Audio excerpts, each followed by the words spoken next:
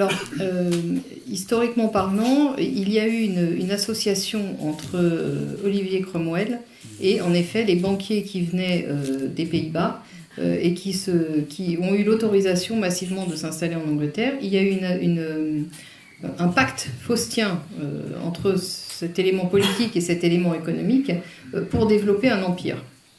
Et donc l'empire anglais, l'empire britannique, s'est développé sur cette association faustienne, si je puis dire, entre le banquier et l'homme politique. Gouvernement mondial. Oui, mais on ne peut pas parler de gouvernement mondial parce qu'à l'époque, quand même, les banques centrales n'avaient pas pris l'ampleur, n'étaient pas organisées telles qu'elles le sont devenues. C'était la première, en effet, mais je dirais que c'est surtout au XXe siècle que les choses se sont vraiment, vraiment accélérées avec la création de la BRI, qui est un élément très, très, très important, puisque il faut quand même savoir que la BRI a permis le financement du réarmement de tout l'effort de guerre nazi. Hitler a été financé par les flux de capitaux qui ont transité par la BRI et dans laquelle les banquiers français étaient aussi intéressés, hein, parce que la liquidation des réparations de guerre s'est faite au profit des banquiers qui ont accepté finalement, qui ont fait accepter par le gouvernement de s'asseoir finalement sur les réparations de guerre, parce que eux tiraient profit des intérêts des prêts qui finançaient l'Allemagne nazie, la reconstruction et l'effort de guerre. Le gouvernement français devait s'asseoir sur les... Oui, le gouvernement français a accepté de renoncer finalement, de ne pas insister, de ne pas persévérer dans la réclamation des réparations de guerre qui étaient dues. Les gens ne savent pas ça. Absolument pas. Les gens ne savent pas, les gens ne connaissent pas la BRI d'une façon générale. La BRI, c'est un élément extrêmement important du système financier actuel, peut-être beaucoup plus que le FMI et que la Banque mondiale.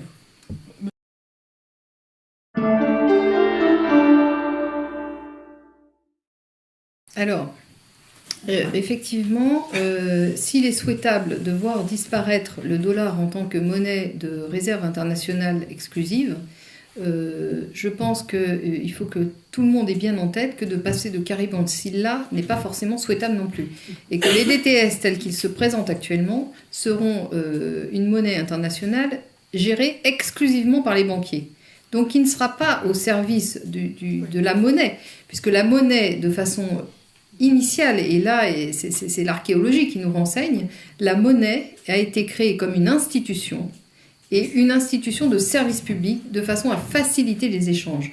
La monnaie, contrairement à ce que tous les économistes, sans exception, disent, contrairement à même ce qu'Aristote a affirmé, la monnaie ne doit pas être considérée comme une réserve de valeur. Parce qu'à partir du moment où vous considérez la monnaie comme une réserve de valeur, la monnaie devient une marchandise dans le commerce. Et cette marchandise, comme toutes les marchandises, est soumise à spéculation. Il y a des périodes pour lesquelles ça n'a pas réellement posé de problème que la monnaie soit assimilée à l'or, parce que la spéculation n'avait pas les proportions qu'elle a aujourd'hui, mais le développement des capacités technologiques, comme le high frequency trading, ou comme toutes les technologies actuelles de vente de ce type, font qu'aujourd'hui, la spéculation est en soi un problème. Considérer la monnaie comme une marchandise ne mettra jamais les monnaies d'État à l'abri des spéculateurs. Et ça, les devises seront sur le marché des devises.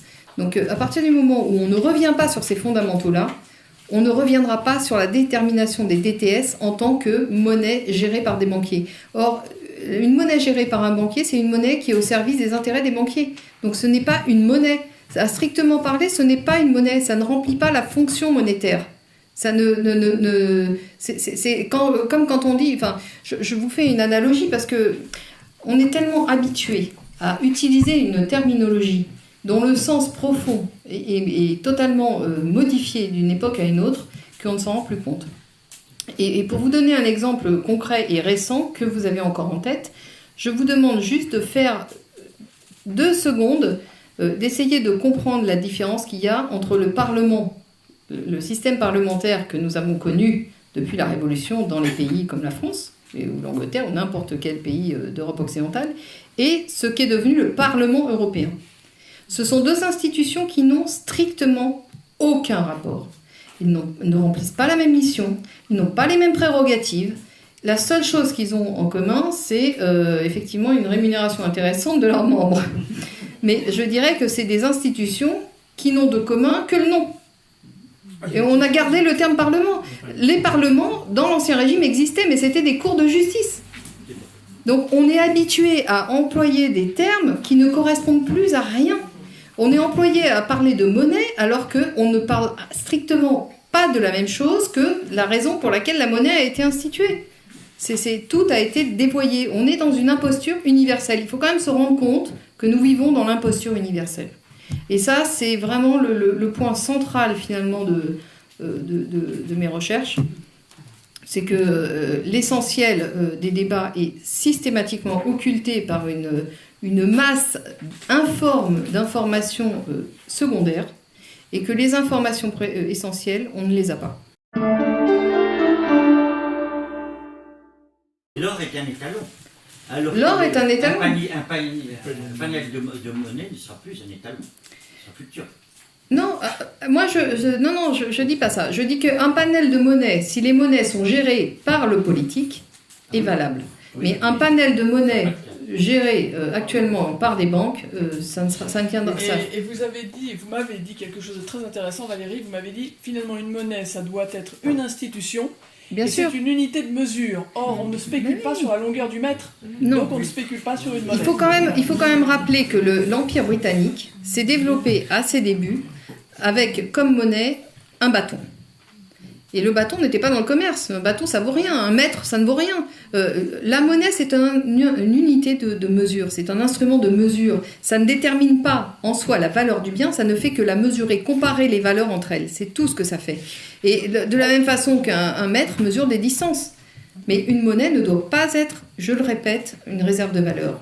Et tous les économistes, il n'y en a aucun qui remet ce postulat en cause. Je n'ai jamais entendu aucun économiste remettre en cause le fait que la monnaie était une réserve de valeur. Et ça, c'est très très grave. C'est exactement ce que disait Einstein. On ne peut pas résoudre un problème avec la mentalité de ceux qui l'ont créé. Voilà. Oui, je voulais vous demander que représente à la fois comme concept et puis en masse et par rapport au sujet que vous avez traité, ce qu'on appelle la finance islamiste. Islamique, enfin. Ah ouais, ça c'est une imposture de plus, voilà, je vous réponds. La finance islamiste, c'est une imposture de plus, comme la microfinance, parce que la finance islamique remplace les intérêts par des commissions. Donc vous avez effectivement, dans la finance islamique, l'intérêt est interdit, mais les commissions la rémunération par intérêt est remplacée par une rémunération par commission d'égale valeur. Donc on est dans la posture. De toute façon, finance et islam ne vont pas ensemble.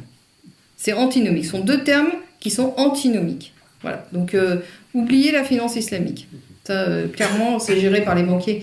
Et alors, on est pareil avec la microfinance. Vous avez Mohamed Youssouf qui passe pour un grand humaniste. Je crois que c'est Youssouf, hein, son nom. Qui passe pour un grand humaniste. Mais ça a été une façon de mettre la main sur des gens qui échappaient au système bancaire. Des gens qui étaient très, très vulnérables économiquement. Et qu'on a rendus encore plus vulnérables. C'est vraiment c'est le désert qui augmente toujours et toujours, quoi. On a affaire à des gens qui ont des valeurs extrêmement anti-civilisationnelles et je dirais même contraires vraiment au développement de l'humain, quoi. Donc je crois que là il y a quand même des réflexions à avoir sur la puissance corrélative de l'État et des banquiers.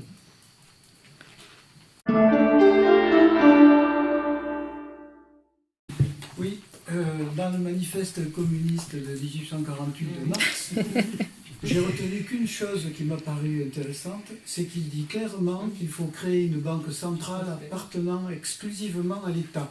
C'est peut-être pour ça qu'à Cuba et en Corée du Nord, ils ont... Oui, mais alors là encore, ça dépend de ce que vous mettez derrière le terme État. L'État, d'accord. Ah oui. Bah oui.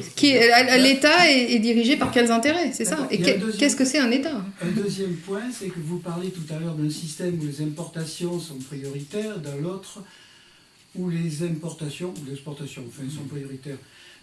Moi, j'ai bien aimé ce qu'a écrit Julio Mainviel quand il dit qu'un pays bien géré et les pays bien gérés devraient maintenir un équilibre importation-exportation, ce qui éviterait peut-être d'avoir une monnaie marchandise et qui éviterait peut-être d'avoir ces dépressions ou entre différents États. Maintenant, c'est peut-être un peu théorique. Alors, ce qu'il faut savoir déjà, c'est que la valeur d'une monnaie est intrinsèquement liée à la valeur économique d'un État. Ça, c'est vrai.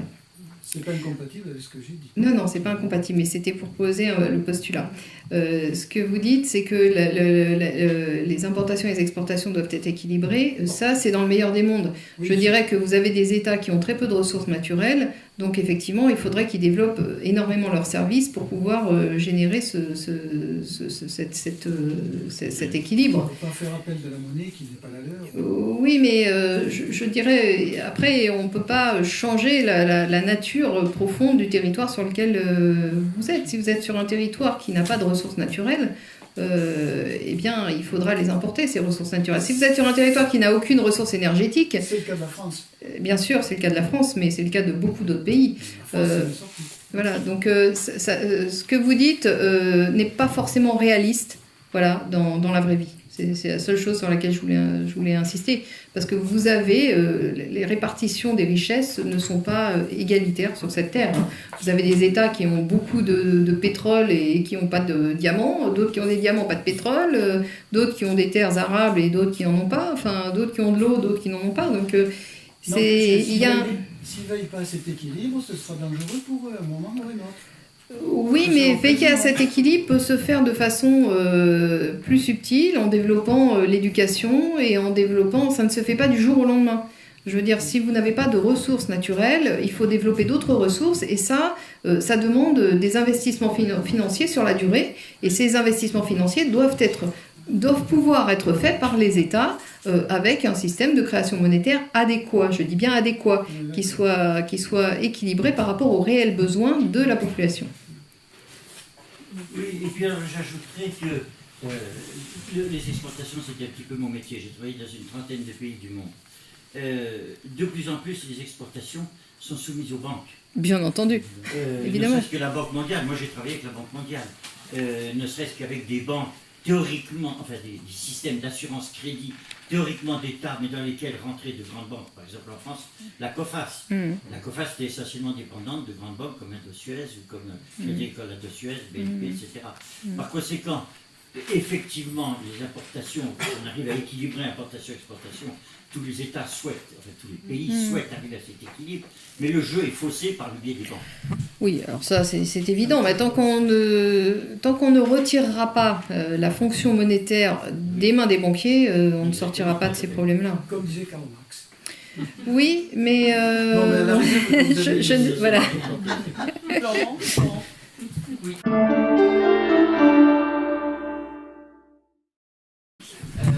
Donc si j'ai bien compris ce que vous avez dit, on peut penser donc que les monnaies électroniques sont disqualifiées parce qu'en soi elles servent de réserve de valeur. Ah oui, absolument.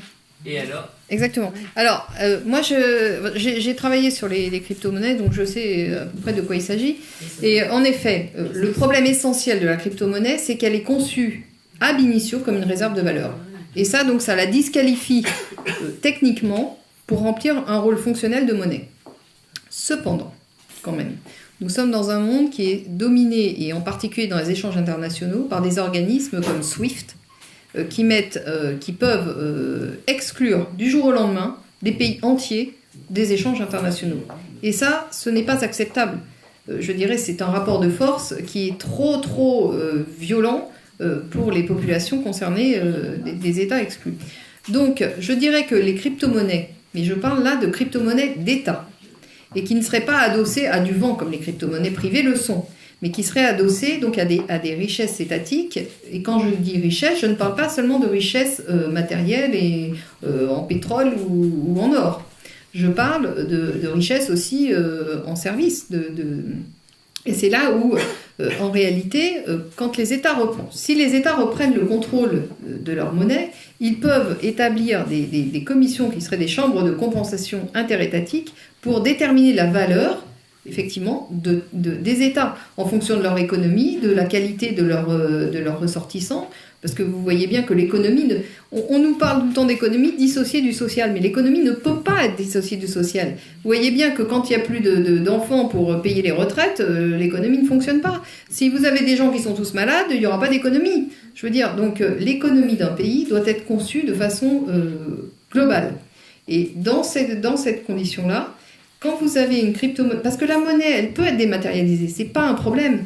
Qu'elle soit matérielle ou dématérielle n'est pas un problème, puisque la monnaie, c'est un instrument de mesure, vous avez bien compris. Donc ça peut très bien être fait sous forme dématérielle. Il faut sortir faut se sortir de l'esprit que la monnaie dématérialisée, c'est le diable. Ce n'est pas vrai. Et une crypto-monnaie d'État adossée à de véritables valeurs, de richesse et des valeurs sociétales, à mon avis, serait valable. Oui, serait valable et permettrait de contourner SWIFT surtout.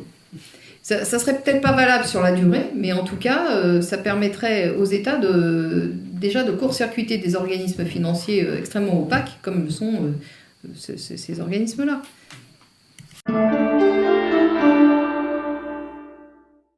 Et que penser des monnaies locales ? Ah bah, les monnaies locales, en fait, c'est ça, monnaie locale, économie locale. Donc, et puis, le problème avec les monnaies locales, c'est quand il s'agit de crypto-monnaies, parce que les crypto-monnaies sont adossées à rien du tout. C'est des projets qui sont adossés sur du vent. Enfin, il n'y a aucune garantie de... Et en plus, c'est quand même très souvent, enfin, pas toutes les formes de crypto-monnaies, mais celles qui sont sous forme Bitcoin, extrêmement énergivores. Donc il faut que ça soit... Enfin, si je pense à des monnaies locales sous forme de crypto-monnaie, ça pose aussi le problème de l'énergie. Maintenant, les monnaies locales qui peuvent être sous n'importe quelle forme, c'est comme ça que la monnaie a commencé. Hein. C'est localement.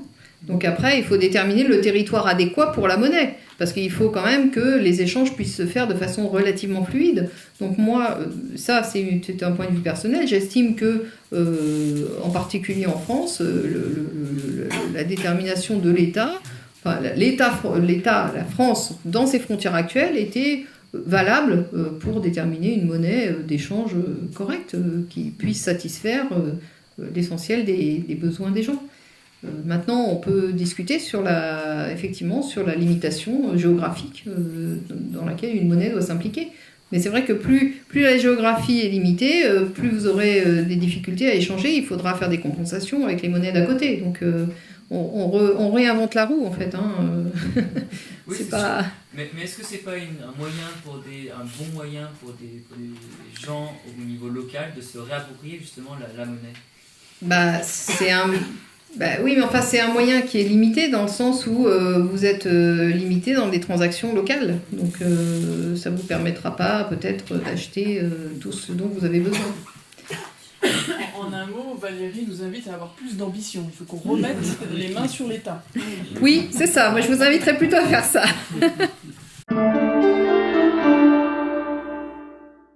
La Chine a longtemps été avec une double monnaie. Oui.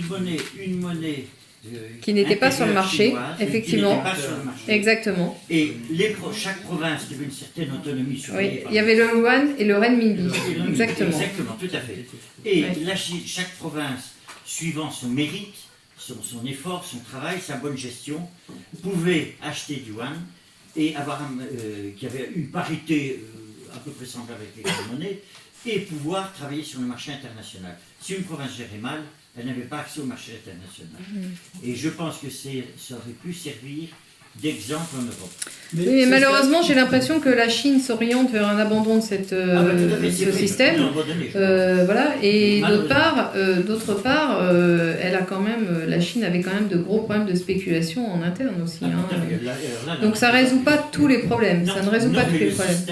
Le système aurait pu servir d'exemple. Oui, parce que vous aviez la monnaie nationale qui n'était pas sur le marché monétaire, donc qui n'était pas soumise à spéculation de gens comme Soros ou de hedge funds. Ça, c'est ce que proposait Philippot avec l'euro commun et l'euro unique, les deux monnaies. Oui, enfin, l'euro commun, l'euro unique. Non, mais si vous voulez... C'est de la dialectique. Hein. Non, il pouvait y avoir... parce que lui, il pensait au serpent monétaire, à l'ancien serpent monétaire. Il pouvait y avoir un euro commun et un euro unique plutôt, et puis une monnaie, un euro national, l'euro unique. Mais c'est ce qui existe actuellement.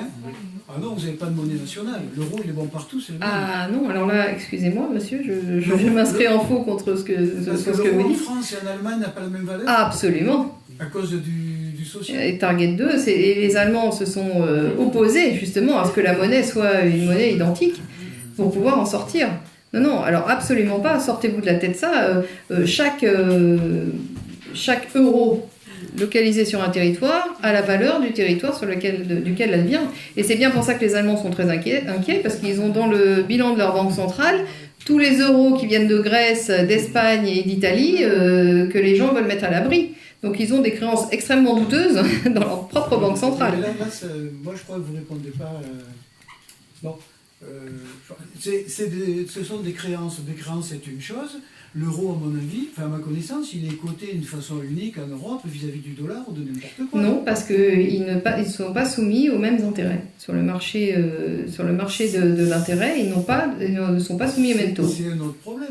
Non, c'est pas un autre problème. Si je veux acheter des dollars moi, avec des euros, que je les achète n'importe où. Oui, mais ça, c'est la valeur faciale. Oui. Mais c'est pas corrélé avec la valeur réelle de l'État et ce qui circule dans l'État en fonction des avoirs et des dettes.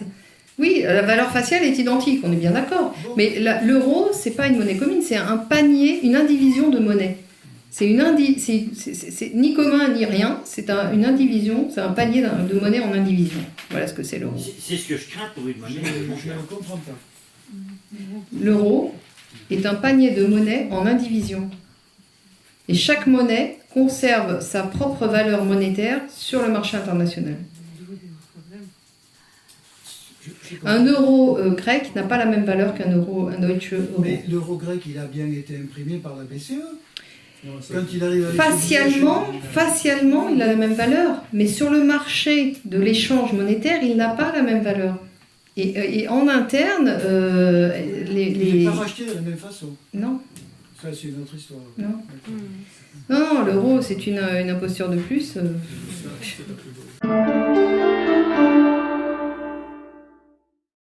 Parmi les signes d'espoir, est-ce qu'on n'a pas beaucoup parlé de ce qui s'est passé en Islande? Ah oui, effectivement. Ça, c'est une bonne chose. Ça aurait dû être beaucoup plus connu. Ah bah oui, mais effectivement, on n'en a pas parlé de la même façon qu'on ne parle pas de l'initiative Monnaie Pleine qui va être soumise à votation populaire demain en Suisse. J'allais vous poser la voilà, question. Oui, c'est ça. Ah bah, alors ça, c'est un projet qui consiste à retirer la création monétaire par crédit aux banques privées. C'est-à-dire que les particuliers pourront mettre leurs revenus à l'abri au sein de la Banque centrale suisse. Voilà. Donc ce système-là, il est évidemment incomplet, parce que ça ne résoudra pas tous les problèmes, mais néanmoins de nature à mettre par terre tout le système international si par hasard ce système se développait sur les pays limitrophes. De toute façon, ça mettra en grande difficulté les banques privées qui œuvrent en Suisse. Donc eux ont très peur et ça risque de déstabiliser, même si cette votation était réalisée. Si elle passait demain, ça déstabiliserait très fortement les banques privées suisses, enfin installées en Suisse, et donc ça agirait sur l'intégralité du système financier international. Donc de toute façon, les banquiers sont vent debout contre ce système et ont très très peur. Et je vous garantis qu'il n'y a pas que les banquiers, il y a aussi les économistes aux ordres. Si ça passe, on a une crise. Mais la crise, de toute façon, on va la voir. Hein. Excusez-moi, mais si ça passe, les Suisses auront mis leurs avoirs à l'abri, pas les autres. Il y aura un bouc émissaire surtout pour la crise. Les boucs émissaires, les médias, je vous dis tout de suite, mettront l'initiative Monnaie Pleine en bouc émissaire. Mais ça ne veut pas dire que ça sera la vraie cause de leur problème. Hein. Ça ne voudra pas dire que cette initiative sera la véritable cause des problèmes des populations en général. Et deux questions. Qu'est-ce qui s'est passé en Islande? Et la deuxième question, c'est Je vais laisser Madame répondre parce qu'elle a suivi cette Je suis habituée aux remises en question de pouvoir médiatique. Mais alors vous, contrez à la fois Wall Street, la Cité et Rotterdam, ça me paraît très très gros. Vous êtes seul, vous avez fait école, vous avez des gens autour de vous Non, j'ai pas fait école, et en particulier pas chez les économistes. Je fais école, oui, parce que moi j'ai entrepris, hein, c'est une sorte de mission, je ne sais pas de quelle nature, mais c'est certainement qui dépasse ma modeste personne. Et je pense que les choses sont tellement graves que les gens doivent être au courant. Parce que ce qui se passe aujourd'hui, c'est pas tellement le phénomène de domination, on a connu ça dans l'histoire. Aujourd'hui, vous avez un développement technologique qui est totalement hallucinant. Et je ne pense pas qu'au développement de l'informatique, encore que, quand vous pensez à l'intelligence artificielle, il y a de quoi quand même avoir quelques sueurs froides si vous mettez toutes ces technologies dans des mains malfaisantes. Ce qui est déjà le cas. Oui. Ce qui actuellement est intégralement le cas. Donc il faut impérativement, et ça c'est la survie de l'humanité qui est en jeu, c'est la survie de l'espèce humaine, de se réapproprier toutes ces technologies. Parce qu'actuellement, elles sont dans les mains des principaux propriétaires de capitaux. Et je vous garantis que ce qu'ils sont en train de préparer n'est pas très réjouissant. Et nous allons avoir affaire à un asservissement que l'on n'a jamais connu dans toute l'histoire de l'humanité. L'humain va devenir une pièce de rechange détachée, une pièce pour la vie éternelle de certains individus. Donc j'insiste, ça va au-delà du système de domination. Aujourd'hui, c'est vraiment l'humain et la liberté qui est en danger, et en grave danger. C'est pas dans 50 ans, c'est pas dans 100 ans que ça va arriver, c'est dans 10, 20 ans. Donc tout est aujourd'hui en place. Les gens ne sont pas informés, mais renseignez-vous un petit peu et on trouve les informations quand même aujourd'hui. Notamment grâce à Internet, qui n'a pas que du mauvais. Hein. Je pense qu'on est dans une période de transition. La porte on a une fenêtre dans laquelle on peut agir, et si cette fenêtre se referme, et ben là je crois que les lendemains vont sérieusement, mais très sérieusement déchanter. C'est l'Islande, vous savez bien que sous la pression populaire, les hommes politiques n'ont pas pu faire autrement que mettre les banquiers en prison. Sous la pression populaire, j'insiste. C'est pas les hommes politiques qui ont pris l'initiative, parce qu'ils voulaient pas le faire au départ, hein. Mais ils ont tellement eu peur de se faire pendre que finalement ils ont accédé au desiderata populaire. Voilà, et c'est quand même le seul pays au monde qui a mis les banquiers en prison. Enfin, je veux dire, ça, c'est inouï. C'est inouï dans toute l'histoire. Toute l'histoire du XXe siècle, en tout cas.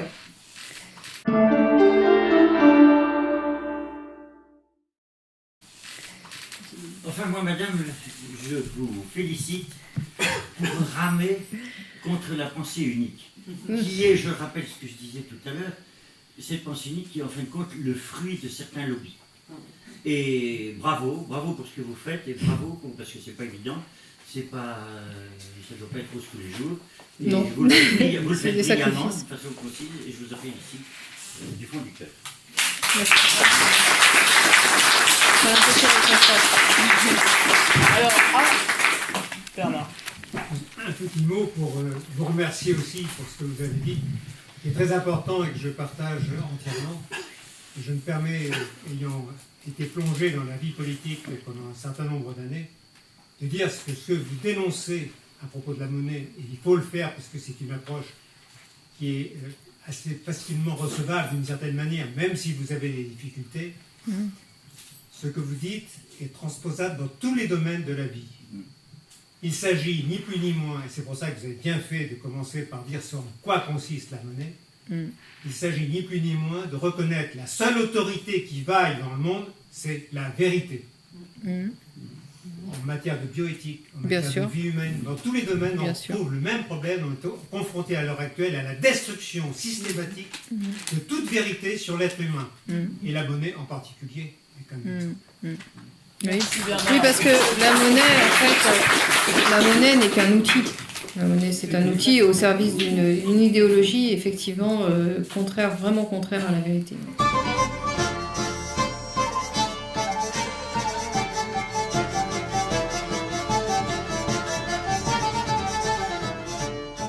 C'est nous qui brisons les barreaux des prisons pour nos frères.